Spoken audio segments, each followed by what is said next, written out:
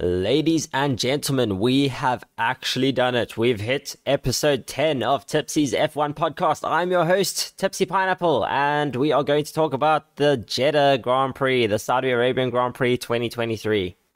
Now, it was quite a race. I loved it up until right at the end of the podium ceremony. Obviously, you guys would have watched it by now. It was Perez coming first, which is a great job by him. Verstappen managed to claw his way all the way up from 15th into second place, and Alonso got that podium in third place. But then, right after they were popping their champagne, suddenly a graphic on the screen. Fernando Alonso has been served a 10-second time penalty, and we knew that that's going to take him off the podium because George was only 5.2 seconds behind. If you guys remember at the end of the race, towards the end of the race, they were telling George to pick up the pace because Alonso could get a 5-second penalty. And they told Alonso the same thing because they were worried that that might happen. And we thought, okay, cool. Well, Alonso managed to make it across the line and he was more than 5 seconds ahead of George. And then he got slapped with the 10-second penalty, which made me very sad. It made me so sad that I was like, I'm not even going to record the podcast tonight. I'm going to go to sleep. So I did. I cried myself to sleep. And then I woke up this morning, I was still bleak and annoyed, and I was telling my fiance how sad I was about it, and she was like, dude, you know that they took the penalty away, like he's keeping the podium, which made me so happy. She couldn't have told me anything better. She could have started the morning message with I love you, but she told me that Alonso's penalty had been rescinded, and that just made me extra happy. Other than that, I thought it was a fantastic race. That race was more exciting than Bahrain. I think partly because we had to see Max actually fight his way up, and also it's not often that you get to see someone other than Max win the championship, or not the championship, just the race. So very good job on Perez for holding it. Like Max did manage to work his way through the field, but once he got up into second place, Perez was able to match his times almost identically, and like they were just playing ping pong for fastest laps, and Perez deserved that win. Obviously, if Max started there on the front row, I don't think Perez would have won. But with Max starting all the way back and clawing his way up, Perez paced himself well and managed to finish the race doing really well. I'm excited to mention all this stuff in the Drive Star review because I've given the drivers ratings out of 5. I think I've been quite generous today, but we'll talk about that later. The race obviously started off very exciting with Alonso overtaking Perez on the first lap in turn 1. It was a phenomenal performance from Alonso, except for the fact that he did an Ocon and forgot how to paint in the lines, because he also started off place in his grid. I don't know why he did that, because I even said in the last podcast, like, Alonso is one of those guys that knows the rules well and knows where you can take shortcuts and not. And this was just one of those cases where he did it. Like, he took those shortcuts. I don't know. It was great. I thought it was just such a good move. And then obviously race control pops up. Fernando Alonso is given a 5-second penalty, and I was like, man, that's over. Like that's our fight for the win gone.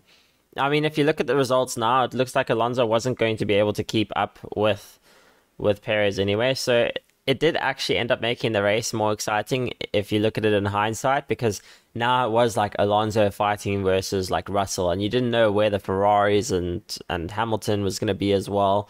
So suddenly Alonso was under a lot more pressure when it could have been a very calm, chilled race for him. I'm sure when Stroll heard that Alonso got a 5-second penalty, he probably also thought like, oh, hang on, a podium's on the tables if I manage to get past George, which, well, obviously he was a bit of a while off. I can't really remember where exactly Stroll was before his race ended, but it's hard to tell because he obviously was struggling with car issues before he actually stopped, so you can't really judge him appropriately on how he did. This sealed the deal for me when I realized, like, I'm an Aston Martin fan now. If this happened to Stroll a year ago, where Stroll was like, DNFing, I'd be like, get wrecked, Stroll. But this year, last night, I genuinely felt very bad for Stroll. I don't know what's happened. Fernando Alonso has turned me into a Stroll fan. I don't know how I feel about that. It's been a weird thing to process, but this is just the case. It's what's happened. Other things that happened at the start of the race, which I don't think they talked about enough, was that collision with Piastri. I guess not like massive collision, but I think it was Gasly. I rewatched the tape a few times, and I think Ocon started ahead of Gasly and Piastri. And Piastri and Gasly touched, and obviously Piastri came off a lot worse than Gasly did. And, the bodywork from Piastri, I mean, it was a good chunk because It went flying off his car. It seemed to have damaged Bottas's car, because I was also wondering what happened to Bottas. But listening to the post-race interviews and the post-race radio messages, Bottas was saying, no, he got damaged right at the start, and that just kind of ruined his race. It must have destroyed the underfloor or something. So unlucky guys of the weekend were pretty much McLaren and Bottas. I don't know where Bottas would have popped up, but he could have... There's a strong fight for that P10 spot, because in the end, yeah, that P10 spot... it could have gone to AlphaTauri. It did go to Haas. It could have gone to Alfa Romeo if Bottas had done a bit better. Although, I don't know. I've got to review some of this stuff. I don't think Bottas would have actually gotten there because Zhou did out-qualify Bottas. Either way, it was a very unlucky race for McLaren, and I'm surprised that Gasly didn't get a penalty for that, because looking at the onboard for Piastri, he wasn't given space. Like, Gasly just went into him. And I don't think Gasly really had the lead on him either. It feels like Gasly closed the door on Piastri, and I guess it is first lap, so they generally are a bit more lenient on racing incidents and give some leniency there. But yeah, that wasn't a good one. Hey, it was a bit... I'm surprised Gasly didn't get a penalty. But looking at the results, if you do the times, like the position from 9th to 10th, the gap was so large that... and even if Gasly was given a penalty, he probably would have paced himself less and stuff like that. So in the end, I don't think a penalty for Gasly would have really mattered. It wouldn't have affected his race. It would have just made him feel bad, because he would have had this like, well, what if I didn't get a penalty feeling? So I guess in hindsight, I'm glad they didn't give him a penalty. And yeah, but the FIA and penalties, guys. So let's summarize that. Alonso started off the grid box, similar to what Ocon did last week or 2 weeks ago. So he was given a 5-second penalty. And then he went to go serve his 5-second penalty. Now, first of all, I was very critical of Ocon for doing this. So now it's made me quite sad for Alonso for doing this, because I was very, very, very critical of Ocon for messing that up. And now Alonso is the one who did the same thing. So, I mean, Alonso said, I made a mistake. It is just what happened. I love how calm he was through all of that. He got his penalty. He was like, copy. And he was just like, it's fine. I'm going to... Like, his net result was the same, which is... kind of cool. So I'm glad that despite the penalties that happened, he ended up there. But yeah, he got this penalty. He went to go serve his penalty during the safety car. Oh, we got to talk about that safety car. A safety car happened, so Alonso was able to go serve his 5-second penalty there, which made his 5-second penalty not as bad because everyone was going slower anyway. So it's more like a 2-second penalty if you look at it that way. But his mechanics had touched the car, which I would say invalidates the penalty. But what the FIA wanted to say was, nope, that's another infringement. So first of all, your 5-second penalty didn't count, and you're getting another penalty for not obeying the 5-second penalty. So now you have to go serve a 10-second penalty, which is ridiculous. I find that so bizarre. Like, for them to stop for 5 seconds, and it felt like they stopped for longer than 5 seconds. Like, that felt longer than 5 seconds. I feel like they were even like having padding on the timing. They were like, okay, we're going to stop for 5.5 seconds because, yeah, we definitely don't want to have an infringement here. And in the end, because they're touching the car, like, it didn't count, which is just so frustrating to see. And I would be okay, you know, if the FIA say, oh, yeah, no, Alonso has another 5-second penalty. If they say it as he's done the infringement, like, you know, give it 2 laps, review it, be like, okay, yep, he's definitely got another penalty, then cool. Tell him on the spot. Don't wait over an hour to say, oh, yeah, no, he's actually got a penalty. And because he was able to get past Russell and, like, have a net result of staying third, we're going to make it a 10-second penalty. Like, I've always heard the FIA saying it's not about the consequence. It's just about, you know, reviewing the incident as a standalone thing. And what the FIA did there was extremely frustrating because they essentially were like, no, we're making a 10-second penalty because that way we actually penalize him, which is, it's just not right. It's like this injustice. So I'm very happy that I did wake up this morning and see that they took that away. But, it was so sad. I was happy to see 2 things out of this. First of all, Alonso was quite chilled with it. He was like, it's okay. It's just like 3 points. Which, to be fair, it is. You know, if it was a difference between first and second, then it's a bit bigger. And if he was actually in a championship battle, then it will also be a bit bigger. But right now, he's in a comfortable third. I haven't actually looked at the standings. I need to look at my F1 fantasy results. I probably will do that sometime, and we'll talk about that in another podcast. Either way, that was Alonso. His response was quite chilled. He was very calm. He was like, it's okay, it's just a few points. And I think he also was like, well, I don't mind Russell getting some points over Lewis Hamilton. I think that was his mindset. I think he really doesn't like Lewis. So I think for him, it's like, well, as long as I'm still in front of Lewis, it's cool because, he thinks that Mercedes is probably going to fall back compared to Aston because Aston's just going to get better. So will Mercedes, but I think Aston's on the right track. So they have a better base to improve on. What also gave me a lot of respect for our little Jack George Russell was he, in his post-race interview, he just straight up said, like, Alonso deserves that podium. I was going to say penalty. That would have been funny. That would have really made me hate Russell. I would have been like, what the heck, Russell? But yeah, Alonso did deserve that podium. He worked hard for it. He had good pace. He served his penalty. And yeah, I mean, George tried. George tried to lower that gap. If George was under a 4.8 second or 5 seconds, if he was at 4.8 where he was when he got told to pick up the pace, then he would have probably been fine. And like a 5 second penalty there, I would have been like, oh, okay, fair enough. But it's just so frustrating. But that gave me a lot of respect for George to say that no, like I feel like I'm happy for the team that I got this trophy, which he obviously had to get back to Alonso now. So it's just awkward all around. That's how awkward the FIA is. They make everything just cringe. And it's just frustrating. I just, like, the biggest L of the weekend has been the FIA, just slightly behind McLaren. It just disappoints me. Anyway, I'm going to move on from that. I feel bad for Stroll. He had engine troubles, but we know about that now. He had to stop on track. Yo, that's another L for the FIA actually, because Stroll got out of the way. He straight up, he moved. He found a great place to park the car where they could just roll it out. Like, literally nobody's going to crash into that car. It would have been fine. And then, yeah, like for some reason the FIA made a safety car, which it helped two people in particular. It helped Alonso and it also helped Max, which, if you think about it, okay, it helped Max catch Alonso, but if you look again at the net result, Max was always going to catch Alonso because Alonso also got aided by that safety car as well for his penalty. Either way, it did help Alonso, it did help Verstappen. In the end, I don't think the results would have changed much.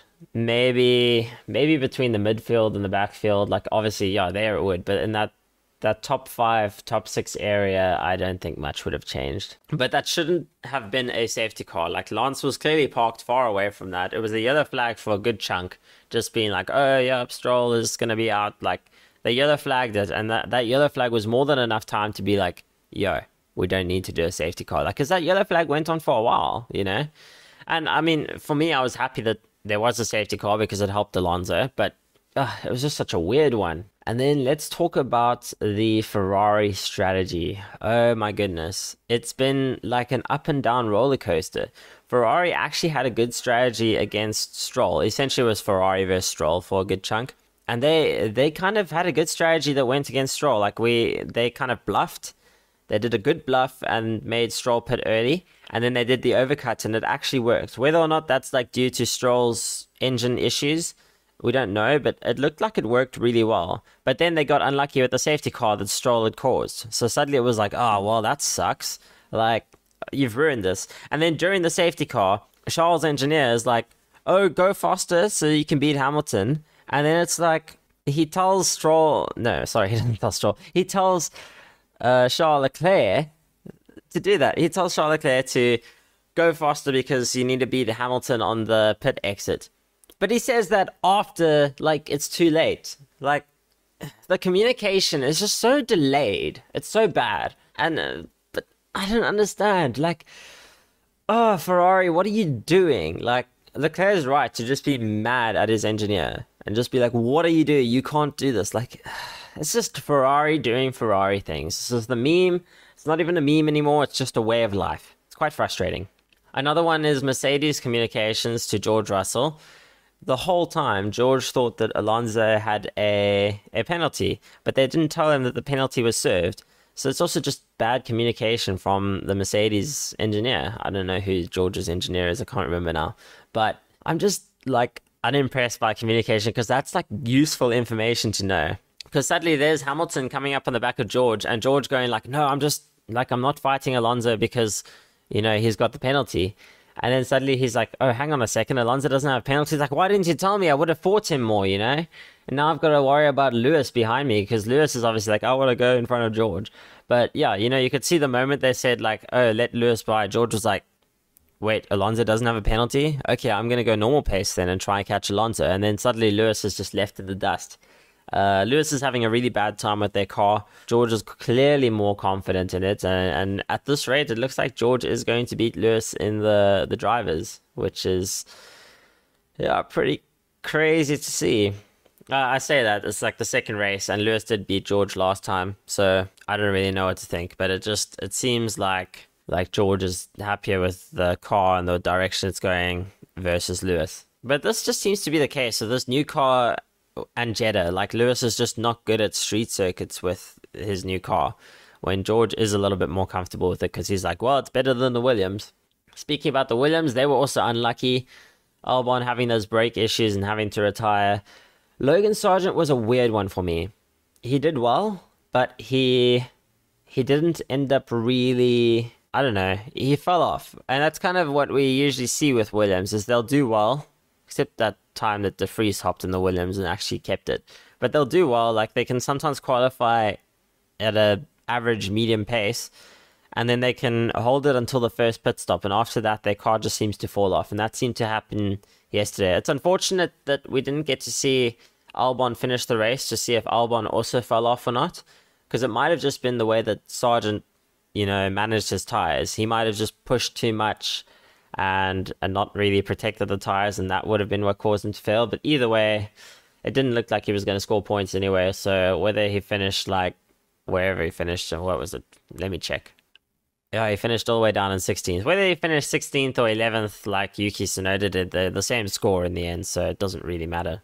But yeah, let's look at what I said in my pre-race weekend predictions after I knew that Charles Leclerc was getting a penalty. I'm going to tell you right up now, I was completely wrong. Like, I got the top 5. I got 3 of the top 5 correct, but all of the order was wrong. I said that Max was going to come first. Not true. I said that Sainz was going to come second. Sainz didn't even make it to the top 5. Then I said that Perez will come third. Perez won. And then I said that Alonso would finish 4th. He finished 3rd. I said, I said this top 6 here, so yeah, flip. I'm a bit confused. Stroll, I said would come 5th. He didn't finish. Charles Leclerc, I said would come 6th. And, he came 7th. So, yeah, that's a bit of a weird one. Oh, and so I said that Alpine would be ahead of Mercedes. I thought it would be Alpine as a 7 and 8. Completely wrong, because George was 4th and Lewis Hamilton was 5th. So that just shows you my predictions. But obviously those would have changed after qualifying. It would have been like, oh, hang on a second, these are what's going to happen. So yeah, but generally pre-race weekend, when you see the qualifying results, you expect the results to remain sort of around that. Yeah, I don't know. It's hard to tell. But yeah, I'm very excited for Australia. That's going to be a sick one. But alas, it is now time for the Drive Star Review, where we rate all the drivers from, well, however they do. They're 5-star. We give them a 5-star Drive Star review. And this is for the Jeddah Grand Prix 2023, Saudi Arabian Grand Prix. It was a good one. It was great. If you are coming into just this part of the episode, there is a full podcast. We have already spoken for 20 minutes or whatever. So if you want to hear more from me, go check out the full podcast in my other YouTube video or on Spotify. But this is the Drive Star review. I hope you enjoy. Let us start with the order that I've kind of just predetermined. We start with the Red Bulls. I'm going with Max Verstappen. I think he did a phenomenal drive. I'm giving him 5 stars because he just did well. He did great. He came all the way from the back, or not the back, 15th, which is basically the back, and he made it all the way up there and ended up in 2nd place. It was a great drive from him. Again, he qualified 15th. That was not his fault. If it was his fault, I would have lowered that score a lot, but it wasn't his fault that he wasn't doing well there. His car just cut out, and that's on the team, not on him. Sergio Perez, Max Verstappen's teammate, I'm going to give him 5 stars as well. He qualified well. He qualified on pole, which was great. I think Max would have probably qualified on pole too if he didn't go out in Q2, but alas. Sergio qualified on pole. he kept it. I know, like, he lost the position to Alonso there at the start. A lot of people were making jokes saying, like, oh, Perez could just take a chill. He looked in his rearview mirrors, he saw Alonso out of spots and thought, okay, I can just hang out behind Alonso and be fine. No, that's obviously not the case because he would have wanted to build a nice big gap on Max Verstappen. And then once Max Verstappen did kind of catch up to the front, he ended up in second, and they were neck on neck on pace. So the fact that Perez was able to keep pace with Max Verstappen, who was there on his, like, well, yeah, he was doing well. I gave Max a 5. I'm going to give Sergio Perez a 5-star as well, simply because that was the case. I think if Perez started 15th, he would have also ended up second in this race. So I think he did a great job holding off Max, who, clawed all the way up there. I think Max's gap would have been a lot higher if he started first, but alas, it is what it is. It's good to see that Max can actually race in, if he doesn't start first, he can still race, which is cool. Then on to the Ferraris. I love how the Ferraris are next on the list here. Charles Leclerc. I'm going to give him a 4. To climb up from, P12 to P7, he put the car where it needed to be. It wasn't his fault the strategy didn't work out in his favor. It wasn't his fault his car broke down in Bahrain, which meant he had to start back. He qualified on P2, which would have probably been P3 if Max was not out in Q2. I think it was a phenomenal performance. It's actually close to a 5 for me, but I'm giving him a 4. Hang on a second. I've changed my mind. I'm going to give him a 5. I'm giving Charles Leclerc a 5 for that race because of the way he qualified. So, sorry, my poor editor who has to change that. It's a 5. And now for Carlos Sainz. This is why I'm giving Charles Leclerc a 5, because I'm giving Carlos a 4. I think he qualified well, relatively well. He did good. He put the car where it needed to be. He didn't really make any mistakes. It's just like, he took the car and put it there. I know he came ahead of Leclerc, but now thinking of it all, Leclerc got right up to the back of Sainz. Whether it was Charles in front of Sainz or Sainz in front of Charles, it doesn't matter. I am kind of happy for Sainz because, Sainz is leading the Drivers' Championship in Ferrari, which is quite cool to see. Like not the Drivers' like in the team Ferrari, he is ahead of Charles Leclerc now, obviously because of Charles' penalties. I don't like to see Sainz getting hung out to dry. I want to see him thrive in Ferrari. And towards the end of the season, we'll probably start, forgetting that all this stuff happened. And we'll be like, oh, look, Sainz is actually beating Charles. Even when Charles didn't DNF, Sainz was ahead, and we'll look at it that way. But we won't think about how qualifying happened and all that stuff. On to the Mercedes. Lewis Hamilton. I'm giving him a 4. Mainly because he just wasn't on par with his teammates. So I've been quite generous this drive star review. But Lewis Hamilton had a good drive, finished 5th, beat the Ferraris. He didn't qualify as well as George, but he managed to make up for it in the race. He was up there. It was a good job from him. Then George Russell, I'm giving him a 5. He did a good race. He put the Mercedes where we didn't expect the Mercedes to be. He qualified well. He just was consistently good. I think he put it all out. He gave everything that the car could give. And he still ended up 4th, but that was a good result from him. Almost a podium. Whether or not he got that podium based off Alonso's penalty doesn't change the fact that I'm giving him a 5-star. Fernando Alonso. It's not a 5-star. It's a 4-star. Because of that mistake at the grid slot where he parked. It's just a rookie error for a very, very, very experienced driver. Other than that, he did a great race. Qualified well. Good race pace. I'm proud of him.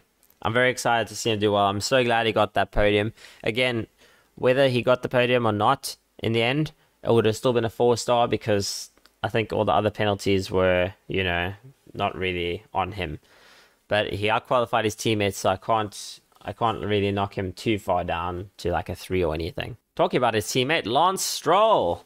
Stroll, I'm giving him a 4. He qualified well, and he did a really good start of the race. So obviously he had to do some overtaking, and he did some really good overtakes. He did a really the overtake around sides on the outside of that one long medium speed corner. It was so good. It was just so good to see. It's he just slingshotted around Sainz. I thought it was such a good job from him. And it's so unfortunate to see because I think we would have had a good battle with Stroll and Russell. Like Stroll would have been fighting Russell and Lewis Hamilton, and I think it would have been quite cool to see that battle go on. And we would have probably given him a lot more credit because he would have probably helped Alonso recover from that penalty. And I'm pretty sure when Alonso's penalty happened, like Stroll would have been thinking like, "Oh, I could get a podium today." So yeah, alas, didn't happen. Very unfortunate for Stroll. As I said earlier in the podcast, I think I'm becoming a Stroll fan. I don't know what Alonso's doing to me. I'm like feeling quite confused. I feel like I've come out or something. It's just a very strange feeling. Moving on to Alpine, Esteban Ocon. I'm giving him a 4. Qualified well, did good on pace. He put the car where it needed to be. I mean, I almost want to give him a 5, but again, he didn't do anything super spectacular. He just did a solid job. It was good. It wasn't average. It was above average. He did well. He beat his teammate, outqualified his teammate, and outperformed his teammate. I think he did the best with what he was given, which was cool. Gasly, his teammate, Pierre Gasly, giving him a 3-star, mainly because he took out our man Oscar. The Australians are gonna have a war with the French. It's gonna happen. They're probably not very happy. I think that collision, that sort of incident at the first lap with Oscar Piastri, I think that was more Gasly's fault than it was Piastri's. And that's just my personal opinion. I think a lot of people see it as a 50-50 racing incident. I see that more of Gasly's fault, and I'm a bit bleak with that. And in general, he didn't beat his teammates, and I gave his teammate a 4. So I'm giving him a 3. He didn't qualify as well. He still did fine. It's just that racing incident, it made me really have a sour taste in his mouth. In my mouth, not his mouth. That would have been weird. Now onto the McLarens. I don't know why they're so high up this list. I should probably move them down. But Lando Norris, I'm giving him a 3. Mainly because of the way he qualified. He hit that wall there in Q1. And that kind of ruined his time. It put him in 19th, which was obviously pointless. It was he 19th or 20th? I can't even remember. Either way, he was at the back. And that ruined his whole race. Because that McLaren, as you can see with Oscar, was able to qualify into Q3. Which, unfortunately, Lando messed that up. It's actually almost a 2 for that, but I'm going to give him a 3 because he didn't do anything else wrong. It was just a really bad qualifying that ruined his race. Oscar Piastri, this was a tough one. I want to give him a 4, mainly because of the way he qualified. Again, we don't know how Lando would have done, but Oscar making it up into Q3 is a phenomenal job. He got very unlucky in the race. I don't think the accident was his fault. And then in the end, that move on, was it a move on Sargent? I think it was a move on Sargent. Just that little racing there between the rookies at the end. He pegged Sargent on the last lap. I know that they instructed Lando to essentially let Oscar through to fight. I think Lando would have made it past as well, but they decided to let Oscar through. And Oscar, this is the other thing that Oscar did. He did a very good tire management session because he pitted at the end of lap 1. And he didn't pit again. He just kept going. He was like, cool, I'm going to go on these hards. I'm going to make them last. I'm going to try, a tire management game. And he did. He did it very well. So very good job from Oscar. It's a 4-star for Oscar Piastri. Then moving on to the Alfa Romeos. Valtteri Bottas. It's a 3. The main reason it's a 3 is because of how he did versus his teammate. He didn't outqualify Zhou. The reason he was so far back was because he took damage on the first lap. I'm not really going to blame him for that. You can't really do anything about that. But so the main reason I'm giving him a 3 is just he got dealt a bad hand, so that's not his fault. But he did not outqualify Zhou Guanyu, which is why I'm giving Zhou Guanyu a 4. I don't think he was going to get points. It looked like it for a while, but he just fell back after a while. I thought he might get up there, but yeah, I don't know what happened. I think the Alfa Romeo just isn't looking very strong, unfortunately. Maybe they'll look strong later, but right now they're not looking great. But I'm giving him a 4 for outqualifying Bottas and not really having any other flaws throughout the race. Let's talk about our Haas boys now, the suck my balls guys. Kevin Magnussen, it's a 4. He got points in a Haas. Could be a 5, but I'm giving him a 4, mainly because the reason I'm giving him a 4 is because I think Nico Hulkenberg ended up out-qualifying him. I think that's the case, right? Maybe not. I don't know. There's a reason I didn't give him a 5. And but he qualified decently. He performed well. Again, he wasn't going to catch the Gasly and them, but like, he did a good race to manage and take Yuki Tsunoda in the end, which was really cool in my opinion. So giving him a 4. Nico Hulkenberg, similar to K-Mag, but I'm going to give him a 3 for that mistake he did where he clipped the wall. He was looking at his mirrors that one time, I think defending against Zhou Guanyu. Or it might have been defending against Logan Sargent, but he nicked the wall and it was just game over for him there. Well, not really game over. He was fine. He could have probably still fought on, but that was almost a disaster. It was very close to being a complete disaster where we would have probably knocked it down to like a 2. But I'm giving him a 3 for that performance, unfortunately, for Nico Hulkenberg. Yuki Tsunoda, I'm going to give him a 4, just based on where he is versus his teammate. I think he's putting the AlphaTauri in a place where it shouldn't be. I think if he got that 10th point, I would have probably given him a 5. I think he's doing really well. It's surprising. Like, he's actually stepping up his game. So he must be feeling quite confident. He's sad with himself, but the team sound very happy with where he ended up. So it's quite encouraging for them, I guess, to know that AlphaTauri could score points.